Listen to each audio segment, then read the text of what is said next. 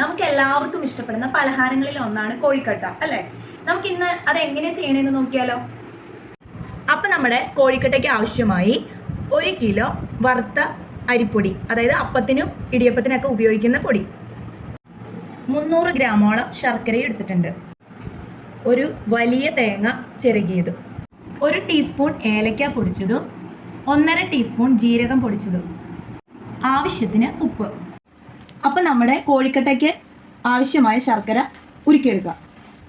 അരിച്ച് ഉരുക്കിക്കൊണ്ടിരിക്കുന്ന ശർക്കരയിലേക്ക് തേങ്ങ ഇട്ട് കൊടുക്കുക.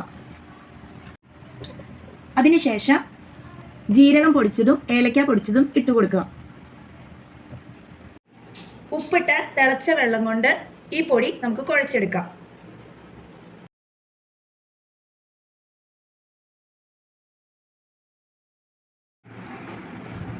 അപ്പം ഞാൻ നിങ്ങൾക്കൊരു ചെറിയ ടിപ്പ് പറഞ്ഞു തരാം.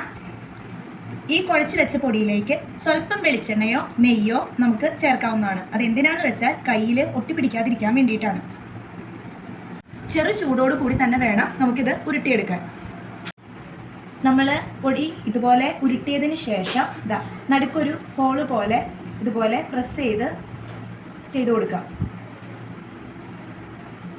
അങ്ങനെ നമ്മൾ ഈ ഹോളിലേക്ക് നമ്മൾ ആദ്യം ചെയ്തു വെച്ചിരുന്ന ഈ കൂട്ട് ഇട്ട് കൊടുക്കാം. എന്നിട്ട് ഇത് പതുക്കെ ഒന്ന് അടച്ചു കൊടുക്കുക. ഇഡൽപാത്രത്തിൽ ആവിയേറ്റി വേവിച്ചെടുക്കുക.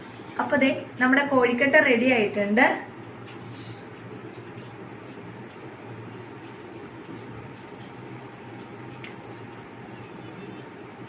Thank you.